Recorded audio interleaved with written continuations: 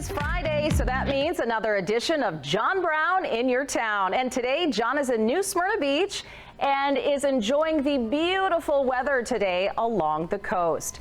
John, I know it's a hard job, but someone's got to do it, right? I looked at the forecast yesterday and I said we need to be live on the beach coming up on Friday. So we are here live along Flagler Avenue. It's John Brown in your town. Cool moment just a second ago. A family was walking by and a grandfather said, "Hey, look, there's your brick." And one of the girls looked down. She saw her brick right there. Lauren and Sky, they're in town actually from, they said up north. And so they got to see their brick. So it's cool. It has that family feel here.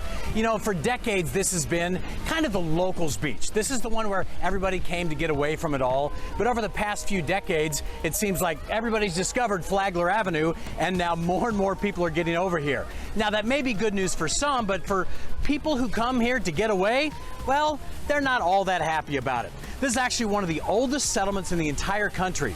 Some historians say it even predates St. Augustine, but there's a bit of a debate over that, as we're going to learn about later in our history lesson. What we do know is that this town has grown rapidly over the past few years as it tries to hang on to that small town feel. It actually has two distinct hometowns or downtowns. One, which is Flagler, most people know about. The other, Canal, which most people don't. So we have a lot to show you over there today. Another cool event happening this weekend, the Volusia County Balloon Festival. The hot air balloon event begins this evening and it runs all weekend long over at the airport. You can actually do a tethered ride, simply meaning you go up, but your balloon is still tied to the ground. And then the main event is the Balloon Glow After Dark. If you haven't seen an event like this, it's truly amazing. The kids are going to love it, the adults will love it, and the teens, well, they have plenty of backgrounds for social media. And they have much more on their website. You can check out the Volusia County website for there. But as we said earlier, spring break is winding down. We're getting into that summer travel mode. And right now, I mean, everybody wants to come to the beach, right? We looked into some of the condos, and it's kind of tough to get a condo at this point. If you want to come over for a week, some of these condos we found out are booked out all the way through the end of the year. There are a few out there, but the prices have gone way up. But if you just want to come over for the day, enjoy the beach, of course, there's always room for that. The reason why I bring that up, later on in the show today, we're going to take you inside the most expensive condo on the market right now in New Smyrna Beach. This has sunset views and sunrise views. Not many have that, and it is beautiful. You want to make a guess on the price tag on this one? We have that one coming up later on. And of course, this town known for fine dining, and we're taking you on a restaurant tour. We're going to get the story behind Norwood's and why it's built in a treehouse. Yes, we have a lot coming up. It's John Brown in your town. We're in New Smyrna Beach on a Friday right here on Fox 35. We'll be right back. New Smyrna Beach, John Brown is in your town today. And there's a lot more to that popular beach town than just sun, sand, and surf. John, you're going to give us a history lesson about that beach town tonight. Well, Luann, as we always do, we try and dig into the history whenever we bring the town to, or bring the show to your town. And New Smyrna Beach is certainly loaded with history. It's much too deep to get into in just a show like this. But we're going to go into the name, New Smyrna Beach. You hear people say it different ways all the time. That's Greek to me. Now, literally. Let's explain. We've made our way to the New Smyrna Museum of History. Greg Holbrook is right here. Greg, good to see you. Appreciate you having us out here today. You too, John. Thanks All right, so I said the name weird outside, Smyrna, but you say that's how you originally said it. Why? That's right. The settlement that was started here back in 1768 was originally called Smyrnia, after the birthplace of the founder of the settlement's wife, Gracia Turnbull, and she had been born in Smyrna, Greece, and so they encouraged her husband to name the settlement after her to pay homage to her. And like you said, a lot of these old communities, they came up and then they went away for a number of different reasons. When did New Smyrna Beach, like we know it now, actually become a town or settlement? You know, it actually formalizes and stabilizes after the Civil War. You see some interaction here in the 1800s, but people don't last here much. They keep getting run out of town. But by 1887, you see the city of New Smyrna incorporate here as we know it today. And it incorporates here on the mainland. When you cross the bridge to the peninsula that we know as New Smyrna Beach today, that was actually Coronado Beach. It was a separate community that was later annexed. And when they annexed that beach area, they changed the name of the community from New Smyrna to New Smyrna Beach to take it all in and encompass it. Welcome back. It is a beautiful day along the coast tonight, and John Brown is out enjoying enjoying the evening in New Smyrna Beach. And it's about dinner time right now, John. You've been checking out some of the restaurants out there, and there are a lot of good ones. I've been there.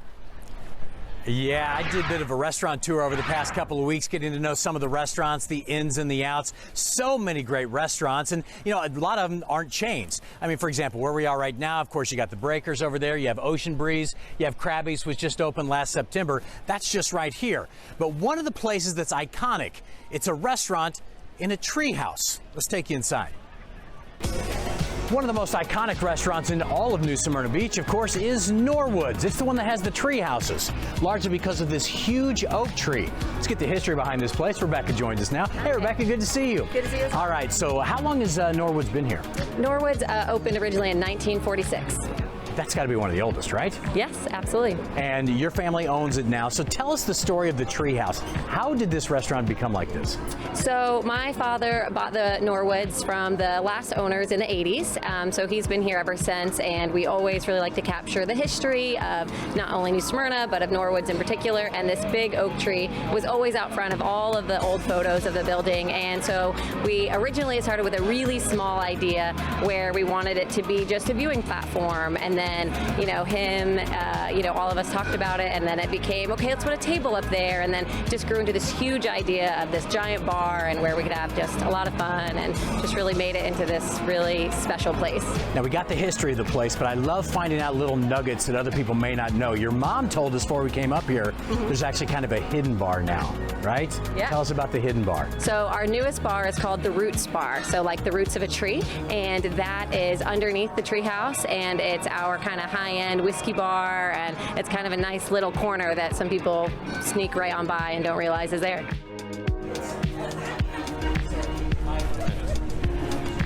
It is Friday, and that means John Brown is in your town, and we found a great spot to send him today. Yeah, he is in the town that they call the modern-day Mayberry. John is joining us live from Winter Garden this afternoon. So, John, why do they call it that? Oh, Luann, this place is just special. We're going to show you that throughout the next couple of hours here on Fox 35 News. You know, what's so interesting to me is when I get to come out and do these kind of shows, that I get to learn just as much as anybody else when I do these shows. For example, where we're standing right now, this trail used to be the railroad tracks. That's why this town was first put on the map, really, because of all the people coming here for this reason. So we're going to show you a lot of stuff today, and you ask about the modern-day Mayberry. Another thing I learned, this whole stretch here with the restaurants and the outdoor dining, they call it an outdoor living room. And the whole idea here is that the residents can leave their homes, come out here, relax and socialize in a safe and comfortable environment. And it's working. The town has gone from about 5,000 residents a couple of decades ago to more than 50,000 today. But it still retains a small town charm by design. So coming up in just a bit, we're going to talk to the mayor about how they're making it all work. As always, today we're going to take you on a restaurant tour. We have a little women's shopping tour as well. And of course, just like always, we're going to give you a little history lesson as well. I don't know if you guys remember this, but the last show when we were over in New Smyrna Beach, I said, if you want me to come to your town, just let me know. Well, look at this. One of the guys here, Jeff, actually made me this mug. It says, John Brown in your town, Winter Garden Edition. So you know we had to come visit this town. And just before we started the show today in this modern-day Mayberry, look at this. The Plant Street flower cart came by with Hope. Hi, Hope. Good to see you. Hello. Nice to see you. All right. So you caught my attention riding by on the trail here. There goes another one by on the trail. So tell us about what your business is here. So I've been working at the Plant Street Flower Cart for a little over a year now. Honestly, it's not really a job because I absolutely love what I do. Flowers are my passion. I have a wonderful boss, Miss Tasha Harrison, and this is her business, and thankfully she's trusted me to take care of it. And so you set up on the weekends, right? And Yes, here's an idea, guys. Mother's Day weekend. You're going to be busy, aren't you? Mother's Day is one of our biggest holidays. We take private orders throughout the week. Also, it's prom season, so we also do corsages, boutonnieres, whatever you guys need. We don't have a storefront, but we can do anything that a regular florist can do, and we do it with a little bit of pizzazz as well. I love it, Hope. Thanks. All right, I know you got to get down and get to work. I'm glad we were able to stop you before you took off. So again, we have a lot to show you here today in Winter Garden. It's John Brown in your town right here on Fox 35. We're back with the check of that forecast as well. Friday means a little road trip for the crew today. John Brown is in your town, Winter Garden, and he joins us now to show us around. John, I don't know where to begin. The flowers, the personalized mug I've been staring at all week. Luann and I want one, by the way. I know people. How about that? I'll take care of it. I think I know a few people. No, this town is so cool. I know, Ray, you've been out here recently, and we've just been raving about everything that's happening here in Winter Garden. And this fountain here in Centennial Plaza, this is somewhat of a new addition because this, again, was the railroad tracks. So we're talking a little bit about the history here, and much like a lot of the stories I do, there's a similar history in Winter Garden and the other towns. You have these boom years, and then things kind of dwindle a little bit, and now we're back. And that's one of the things that's attracted people here, of course, was the weather. We talk about that all the time. Weather and nature draws people down here. Another reason this town boomed a long time ago was thanks to agriculture. Massive citrus farms all around Winter Garden. And the third reason a lot of people came here was the trains. When they came to town, the people came. And that's pretty much Winter Garden in a nutshell. I caught up with a local historian to find out how this town actually came to be and where that name, Winter Garden, really came from. Basically a fabulous marketing tool. You could grow vegetables and citrus in the winter and flowers. People flocked here for the warm weather and the fact that they could practice agriculture all year round. Really good marketing trying to lure people from up north, right? Basically, yes. All right, so we're in front of one of the old railroad cars here. That is awesome. Tell us about the railroad history here, because as that goes, you guys go. Yeah, we had started growing citrus and vegetables 125 years ago, and we needed some means to move this all out of here. Boats going across Lake Apopka weren't too economical. It was kind of a lot of drudgery involved in that, so 2 railroads were set up in West Orange County by 1899. We had 2 railroads shipping citrus and vegetables for the next 125 years. It was a means to get it all out of here. And basically the city then grew up around the railroad depots. So again, the area grew because of the orange farms, which went on for miles and miles. Now, another piece of history, the rubber tractor tire was invented right here in Winter Garden on Plant Street. And so, again, it was a tourist destination. Lake Apopka at one point also being named the largemouth bass capital of the world. That's about a mile north of where we are. And that's important because we know that the farming practices are one of the reasons that Lake Apopka became one of the most polluted lakes in the nation. But that's all now changing too. They just had one of their first major fishing tournaments in decades out here. So Lake Apopka had its boom, it dwindled and came back. Much like the city, Winter Garden. Boom in the 20s, dwindled in the 80s, and then is back now roaring. We've made our way to the shores of Lake Apopka, which is cleaning up nice. I even have my shirt on here, the Save Lake Apopka. There's a big bike ride a couple weeks ago. Joe Dunn is with the Friends of Lake Apopka. Good to see you again. Nice to see you, John. All right, so I was out here, did a story about 7 years ago. It didn't look like this. There's been a lot of progress. Tell us what's been going on with Lake Apopka. Indeed. The big thing was the North Shore farms turned into wetlands by St. Johns River Water Management District. That started the restoration of the lake. So in 20 years, there's been a tremendous amount of progress. We still have more to go, but with like every project, the last bit is always the toughest part. When I first came out here and started doing the bike rides, there were no birds. There was no nothing out here. Now, where we're standing right now on the shores here in Winter Garden, we're seeing, of course, there's an alligator right behind you, but there's all sorts of other wildlife here. For people who haven't been out here, that's really an amazing progression for you guys. It is, and as the lake has continued to be restored, ecotourism has flourished. Orange Audubon does a big birding festival on the North Shore every December. People come from all over the United States to go see those birds. It's the #1 birding spot in the state of Florida, which is pretty astounding. Yeah. And as I said, with the water quality improving, boating and fishing have flourished and come back. So there used to be 29 fish camps on this lake back in the 40s. By 84, there were 0. When I did this story with you about 7 years ago, after we got done talking, I was kind of depressed because I saw the lake and I didn't know if it would happen. Here you are this many years later. Did you think you would see this kind of progress happening? It is cool to see the visual increase, but it was really the heavy lifting for the 20 years that made the difference. So we're now seeing incremental improvements. I have 2 grandsons, 5 and 7. I'm doing this for them. I want them to be able to see. I don't know if we'll have it completely restored in my lifetime. I'm getting a little long in the tooth, but I definitely want this completely restored for my grandson.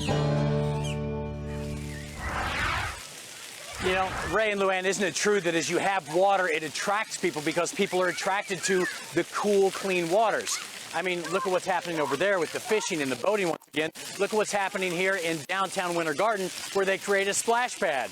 even in the middle of an afternoon, you get, don't you dare, you get kids like this all showing up to enjoy the water. So it's certainly, I know it sounds philosophical, but water certainly brings people together like it does right here on a Friday night. So again, it's John Brown in your town. We're going to send it back to you guys in the studio. Very philosophical. Luann was very taken aback. That's bringing those kids. I wish they would splash you right now. That would be the best. Just splash them, kiddos. No. We had a discussion. You know I'm a dad. We had, no. He's using his dad voice. No. All right, John. Thank you, sir. It is Friday, and that means John Brown is in your town this afternoon. Today he is in celebration with the rest of the crew. John, some call that town Disney's dream. What do you think? Well, it's totally true because this place feels like a movie set. You can see the Celebration Town Center right behind me, and this is loosely based off of Walt Disney envisioned as his hometown, Marceline, Missouri. It has that cool vibe where everybody kind of gets together. We've already met a lot of people here. See those girls right there? They're all from Brazil, but now they go to Celebration Middle School here. Their families all moved over here. So we've heard story after story of that, of people saying, I want to live Disney's dream, and they moved to Celebration. So again, we're going to do our 60-second history of this town, but this one doesn't go back too many decades because the town is, let's face it, it's kind of young.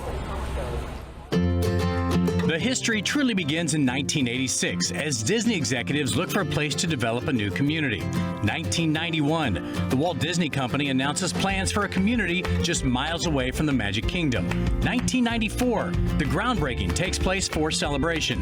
1995, the lottery. 1,200 people put down deposits of $1,000 for a chance to be one of the first homeowners in that community. 1996, the first family moves into Celebration and the golf club opens to rave reviews. 2003, Celebration High School opens after the town outgrew its initial K-12 school. 2014, the town begins seeing significant population growth, reaching nearly 10,000 residents by 2020. About Celebration and really anything related to Disney is people love the history of places like this and the Magic Kingdom.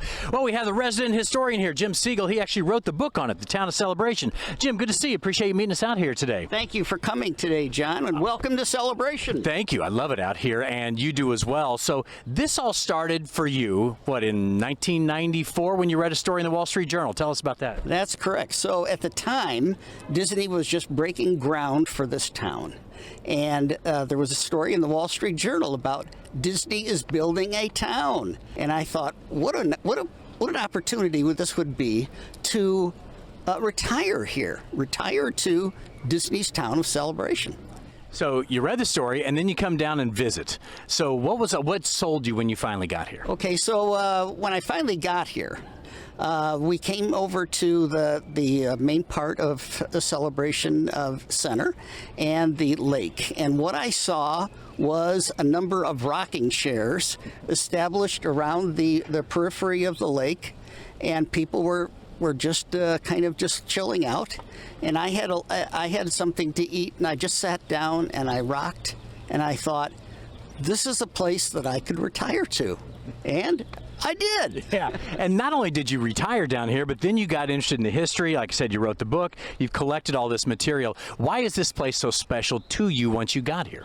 Well, it's special because it was a place that was intended to be, first of all, family-oriented. Secondly, a place where they wanted people who were type A's, if you will. Mm-hmm. If you're a hermit, you don't want this town. You don't like this town. But it is populated by people who are active, who want to do things. And at the time when I was retiring, I wasn't ready to take full time in a rocking chair. I had a lot of things I wanted to do, and this town gave me an opportunity to do those. So there you have it, a little history lesson once again from Celebration today. Again, great day here in Osceola County. We're going to send it back to you guys in the studio, but much more to come. John Brown in your town, straight ahead.